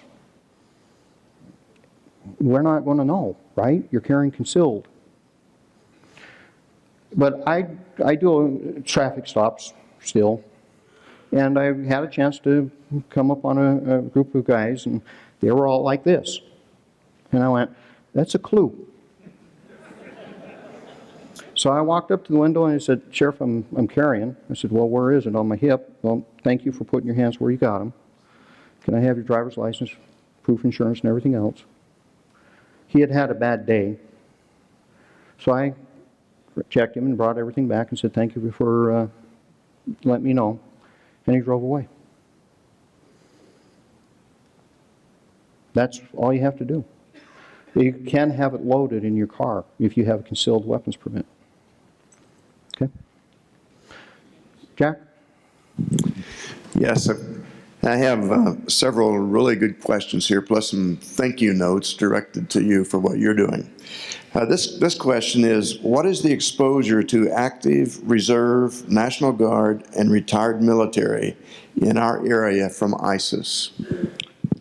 Well, if you've read the paper, there are some of you that are on the ISIS hit list. We actually have a situation here locally, and I cannot go into details, but my agency has an active response plan for a direct ISIS target. So the exposure's there. It's the same exposure that every one of us that wear a uniform has. Remember Canada, that guy that shot the military guy guarding the tomb in the back? So that's the exposure. They have targeted us. Let's take a look at this one. If the federal government instructs the sheriff's office to do a door-to-door, go door-to-door to collect firearms under the presidential order, will they do it? The president has the authority to do that. It would be unconstitutional. Okay? Unconstitutional. And I can assure you that if you tried, this is what would happen. There'd be 39 sheriffs, and I hate speaking for other people, but I'm going to go out on a limb. There'd be 39 sheriffs in the state of Washington that would immediately file an injunction to prevent this from ever happening. Just like they did way back when with the Brady Bill. I'm sorry. One, it's not going to happen. Where do I stand on it? It's not going to happen. I will find a way to make sure it doesn't happen. What is the SO doing to train its officers not to shoot dogs unnecessarily? They don't shoot dogs unnecessarily. It's usually when the dog is latched onto them. And if you want to know how many of my deputies have had major injuries because of this, then come talk to me. I have a sergeant. He's still out, right? Okay. We were talking about this today, and I can only remember one time in the last 16 years, and Jay confirmed it with me, that we shot a dog on a search warrant for SWAT. And you know, folks, I used to be the guy that was up front with the shield. And I was really glad when that dog got shot, because that dog was right here, and it was a Rottweiler.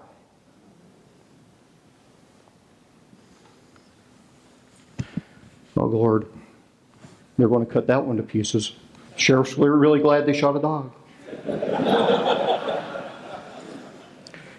I'd rather have that happen than my throat, because I couldn't do anything about it. Remember, I had a shield.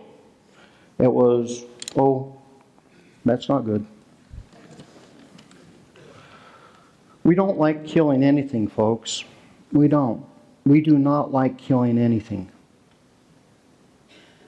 But in the middle of a SWAT operation, you don't want some dog latched onto you while you're trying to figure out if somebody's going to shoot you. This is not a huge problem. We have had more deputies injured than we have shot dogs.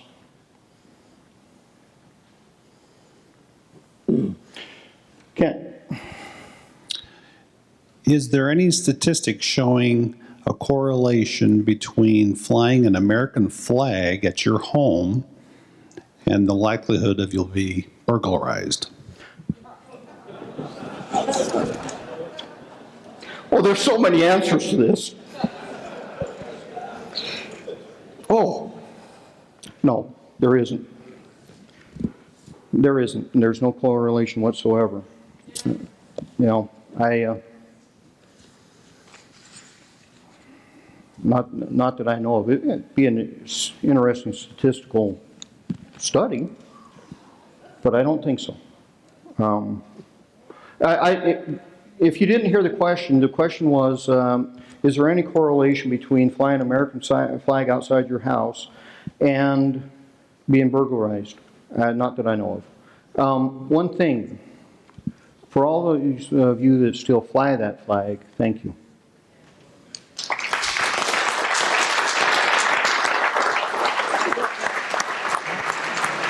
Because that flag's under attack. This is happening, folks. This is going to happen. Oh, something just tweaked. Oh. Whew. Came disconnected. John, you want to strap me back up? And no, they are not being vetted very well. Okay? But this is happening. Whose idea? I don't know. What's going to happen when they get here? As soon as they hit American soil, that a Constitution attaches. They have the same rights as you all.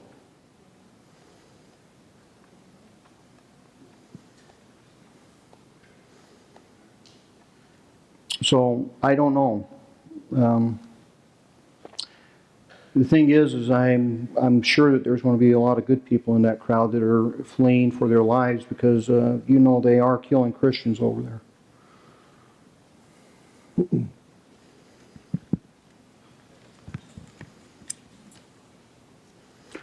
Is there some online source? Well, we'll get there. Kent? Or Jack, I didn't get to you. Let me get to you first. This is sort of related to the previous question that you had on the screen. With the city of Spokane now declared a sanctuary city for illegal aliens, what are the ramifications for Spokane County and the Sheriff's Department? You know, folks, what you don't realize is you live in a sanctuary state. You live in a state where people fly to get IDs because we don't require anything.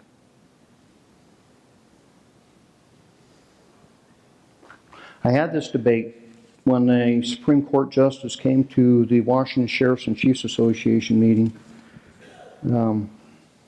Police Chiefs Association meeting, and basically chewed us out for doing our jobs.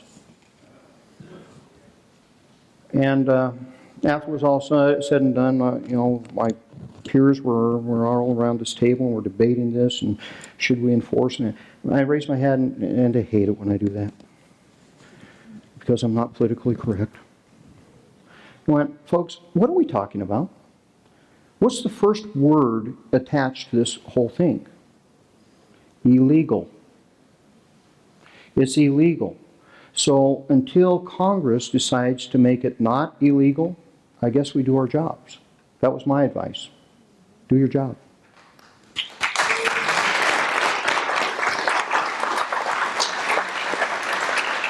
And folks, I have great passion for this because I'm second generation.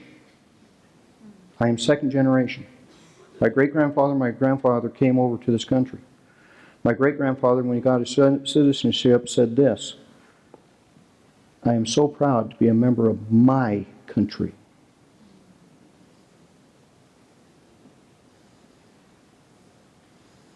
He was proud of America.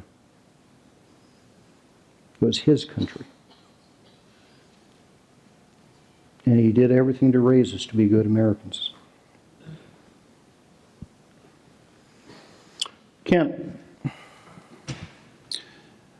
The emasculation of the police force around the country, coupled with the emboldenment of the bad guys, will surely affect enrollment into police academies. Is there any indication in the police enforcement community what the impact of the lower quality of police talent might be? This is a loaded question. Because, remember I said we're under attack? There's a special relationship, folks, and this is what this presentation is truly all about. The special relationship between the people that serve you and the citizen. In order for this whole thing to work, according to Sir Robert Peel, we have to trust each other, we have to like each other, and we have to work with each other to keep our community safe. We are you, you are us. I don't get deputies off a tree. I get them from you. And there was a time when I was getting into this profession that for one job there was 500 applicants. We had 15 and got 150. And here's why. Anybody want to be a police officer anymore? Could be because of what we're doing to the men and women that wear a badge. Because I have police officers, folks, that have come up and said, I don't know if I want to do this anymore, boss. Don't know if I want to do this anymore. No one likes us. You know the biggest challenge for a CEO of a police agency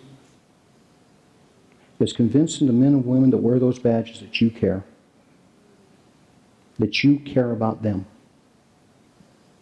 Because when that bond's broken, bad things happen. And we're not innocent in that. We are sometimes our own worst enemies. But for 90% of the men and women that wear that badge, they do it for one reason. That's because they want to make this place a better place.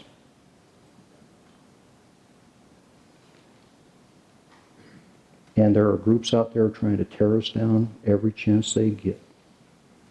Every chance.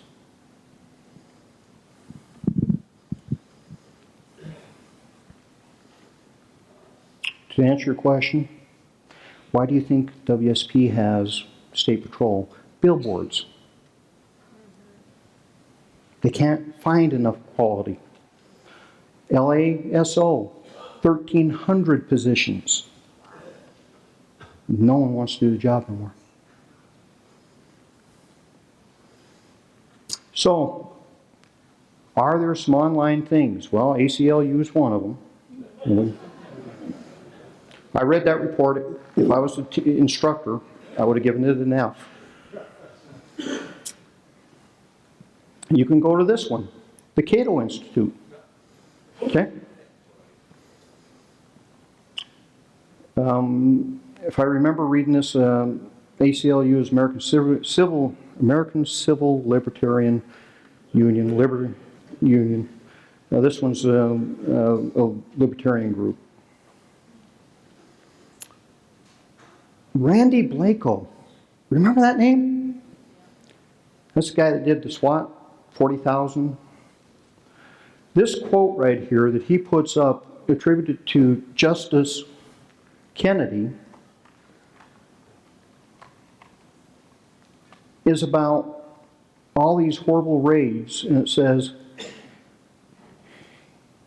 if a widespread pattern of knock and announce violations were shown, ... there would be a reason for great concern. That's a nice piece of propaganda. That ... cut out a big piece where the justice said, but there isn't, so I ruled the way I did because there isn't a problem. But the way it's written says what? Problem. These are all botched SWAT raids. Looks pretty bad, doesn't it, folks? Right until this is an interactive map that you can go over and you start clicking on these things. 1985. 30 years is represented here. 30 years. I would challenge any business to have a failure rate as good as this over 30 years. I believe the medical profession has a death rate of about 100,000 a year. Took 30 years to put all those dots on that map. So when you start clicking on the internet, you might want to really do your homework. Really do it well.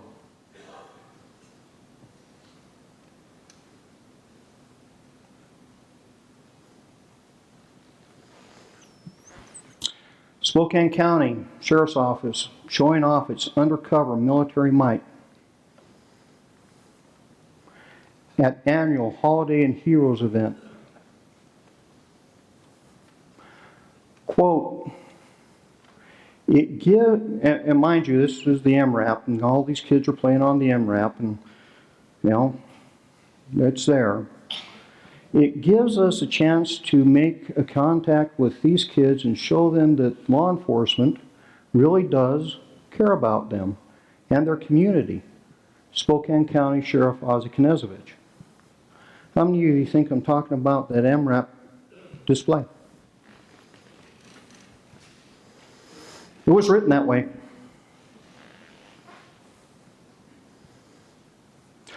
I was inside Walmart Walmart keeps coming up. Maybe there's something about this Walmart thing. Just saying. I still don't know why they closed them down. I was inside this Walmart because we take 20 to 30 disadvantaged children from our community shopping for their parents and their siblings, and they don't know it, but we're also buying them something too. We took them shopping, Christmas shopping.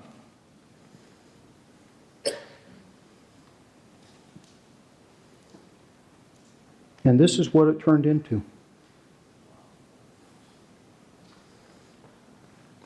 I wasn't talking about this, folks. I was talking about taking kids Christmas shopping.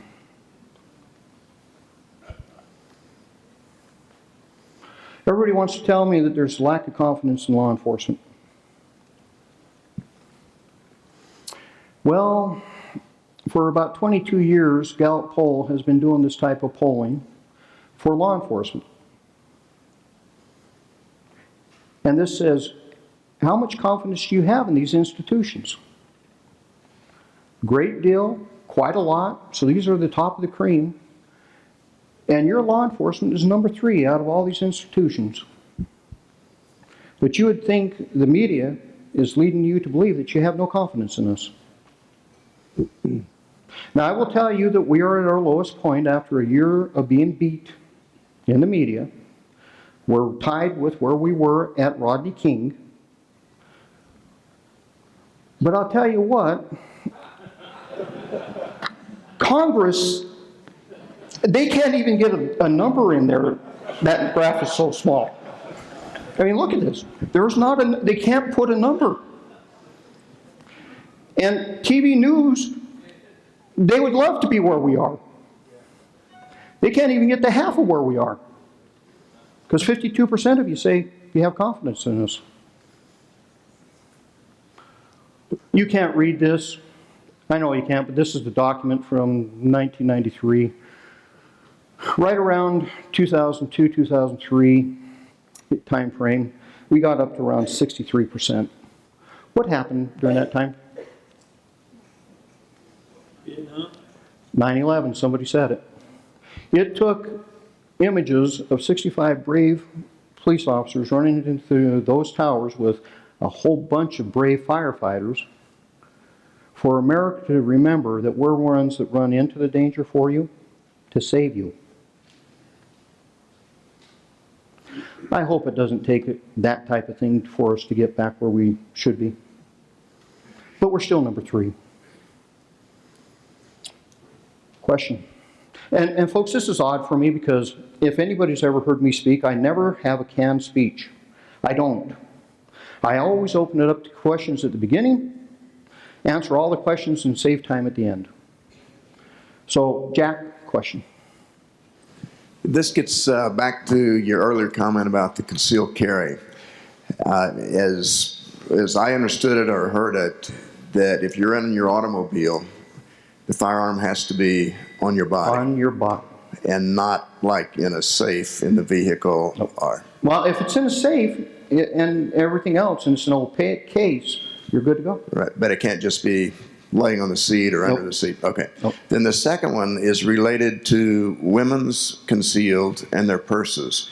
And I understand that from this question that you gave a talk about a year ago, that it was okay for the concealed to be in a woman's purse. Or you need a clarification on that? Or? It's a squishy law. It's a law that I've begged our representatives to fix. It's a squishy law, right? Go ahead, Jack. Here's a mic, Jack. Or I was just going to say, Mike. Ozzie, we've never, to my knowledge, or Larry, certainly since I've been elected, prosecuted anybody in the county for carrying concealed, even if it isn't on their person, but it's in the vehicle, provided they can show that they have a CPL. And the advice that I give is along the lines of what you said. If you're stopped by a police officer and you're carrying a weapon in the car and you have a CPL, advise the officer that you have a CPL and you have a weapon, it's loaded, it's status, and the officer will ask you where it is, and that's about the end of the inquiry as far as the weapon goes, unless there's something going on besides that. But we've never prosecuted anybody, and I haven't requested that anybody be prosecuted as long as they're properly licensed and they have it in the vehicle and they inform the officer of both of those things. Thank you. I apologize. I called him Jack because for so many years I had a prosecutor that I talked to as second in command all the time. It's Larry, and I'm so glad that you're a prosecutor because I don't have to do that anymore.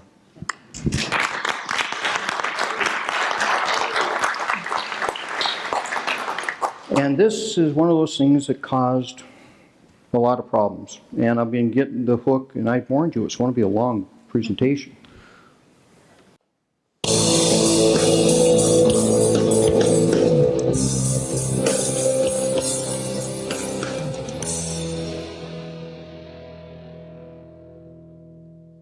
All right, we find this very curious. Out front of Walmart today are many police cars, unmarked cars. All of these are some type of law enforcement. So half of them are unmarked. Yeah, half of them are unmarked. And up here, a little ways, we have a riot tank. A tank. It's a RAP vehicle. A RAP vehicle.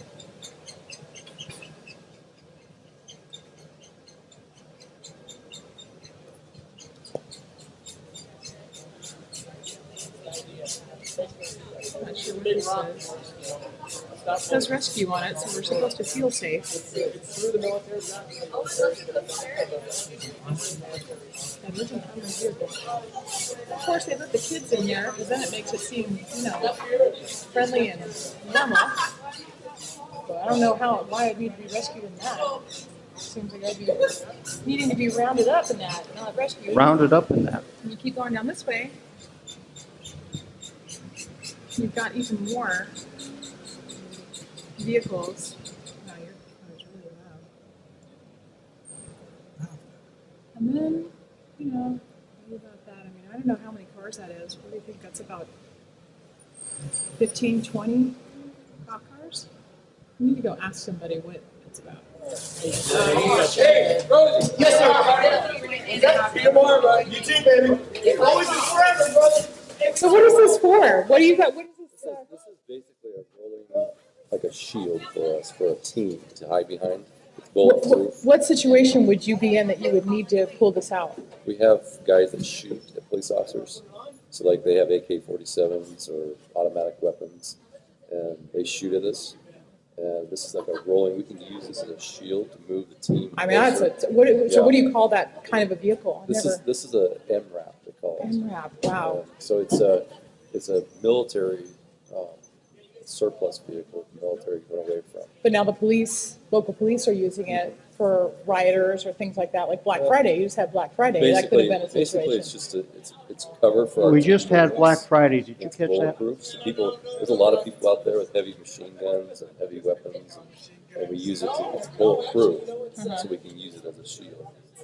And I know there's a lot of people concerned in that the military turning on our own citizens in case there were some event that would trigger that. How do you guys feel about that? Constitutionally, Obama's just kind of stepping all over anything constitutional right now, so I think people are really afraid of their government right now. And then when you see this kind of a vehicle I mean, it seems like this is a campaign, right? All these police officers out in front of Walmart. It's not a campaign, we're shopping with children. You are? Okay, so there's something else. Okay. This is the kids in there shopping. Oh, sure.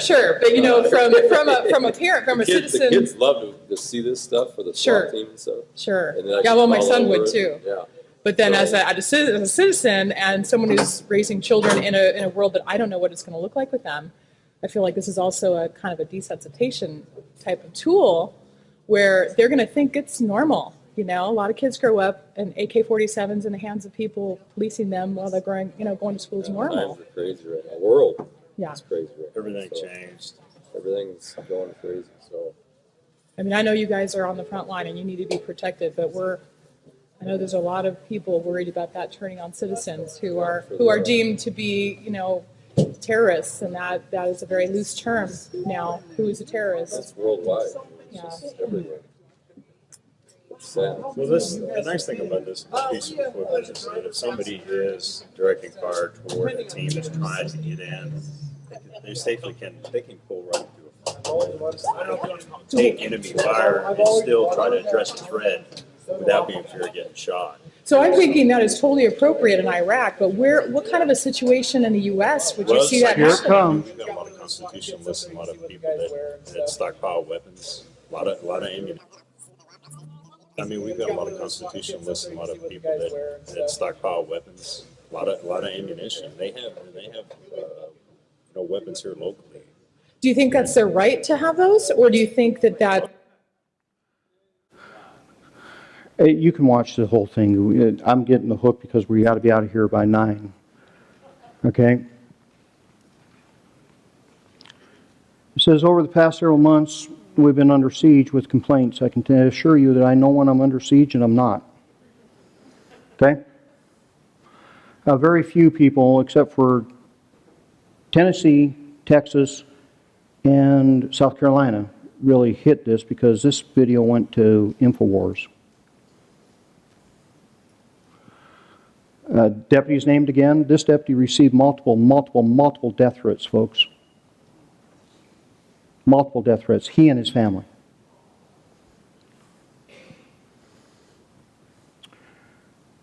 It's caused concern with the constitutionalists. This one killed me. Many people are concerned about the desensitization of our children and general public to militarized law enforcement. What was once climbing on a fire truck and imagining to grow up to be a fireman today has morphed into wanting to be a military-style force to take out constitutionalists. You know how disrespectful that is to the men and women that serve you?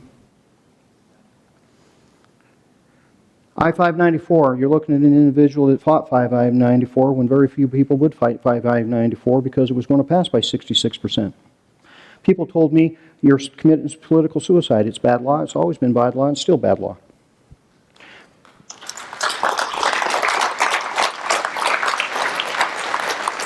But it had nothing to do with Anthony Bosworth. Anthony decided to go and push the limits, and he pushed the limits. And yes, I did go down and I did interject. But here's a message for Anthony and everybody else. Let me make sure I'm facing the camera. Here's a message from every law-abiding gun owner in Spokane County that has talked to me about this nonsense. Will you please stop? You're making us all look bad.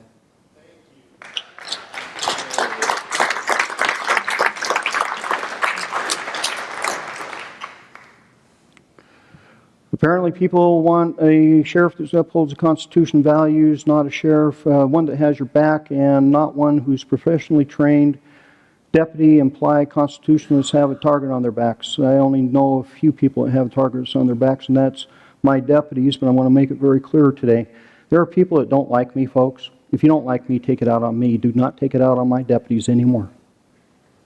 No more.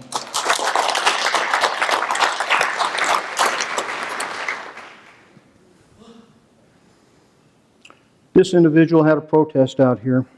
This individual has nothing, does not represent the Constitution whatsoever, folks. If you look at Article 6 and the First Amendment, which says freedom of religion, because this individual would have you believe that I'm Mormonizing the sheriff's office.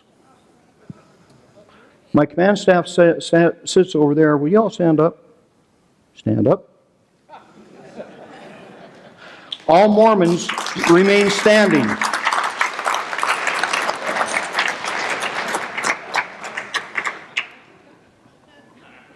Can you say bigot?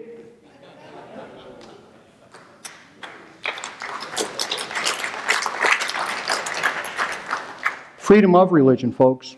Last I checked, I have the right to believe the way I want. I thought long and hard how I was going to close this. And I'm going to take it back to what Reverend McCauley asked me. Sheriff, what do you want to get out of this? I said, Rodney, what are you talking about? Great presentation. But what are you going to tell people? What's next? What's next? Well, before I go to next, Jack Rosenthal, my SWAT team supervisor, stands right up there. That video you say you saw claims to be the full video of the Walmart catastrophe. Jack, you were interviewed that day, were you not? A little louder, Jack. You're a former Marine. Okay. Yes, he was. Were you on this video? Okay. Jack and I had a heartbreaking conversation a few weeks ago. Because Jack walked up to me and said, you know, Sheriff, the team loves reaching out to the community and being part of the community and doing all these events and that. And they've been doing it for several years, folks, with the Bearcat. But he said, you know, Sheriff, we don't want to do it no more. We don't want to do it no more. Remember that link between you and them? That link is all that binds the society together. So to answer Rodney's question, what I hope comes out of this night is all this hate and fear-mongering and power-driven, because, folks, this is all it's about. And I have had elected officials tell me, it's not about doing what's right, Ozzie, it's about the power. Liberty is not fear. When did Americans become so fearful? It's not the way I was raised. I was raised to love my country, love my government, love that flag, defend her till I die. And if you keep it up, you will not have a next generation to defend this country, because you will have all taught them to hate and distrust their nation. You keep it up, we'll have more Charlestons. This is my message and my conclusion. We are a great nation. The greatest nation on the face of the earth. You deserve leaders that have the strength and the courage to stand up and say, this needs to stop. And you need to find those leaders to lead this country and put it back on track. They have to quit worrying about their next election cycles. Because if they're worried about their...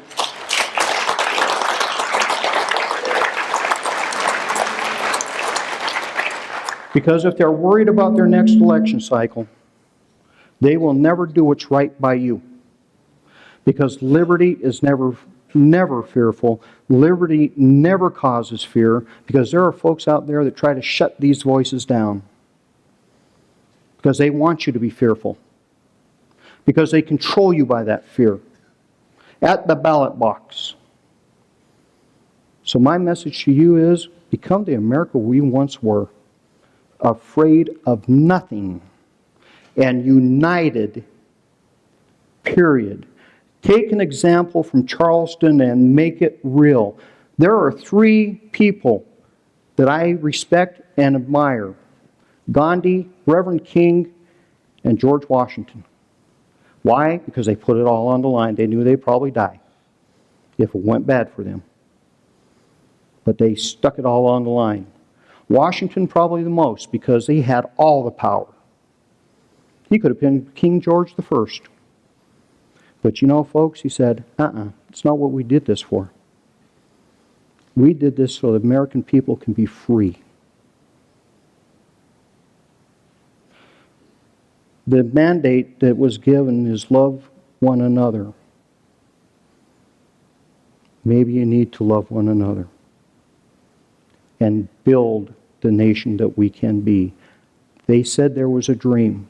We will never reach that dream as long as we are mired in the hate and distrust of the past. You want to be a great nation? Drop the baggage tonight, walk out of here, and build a great America. Thank you.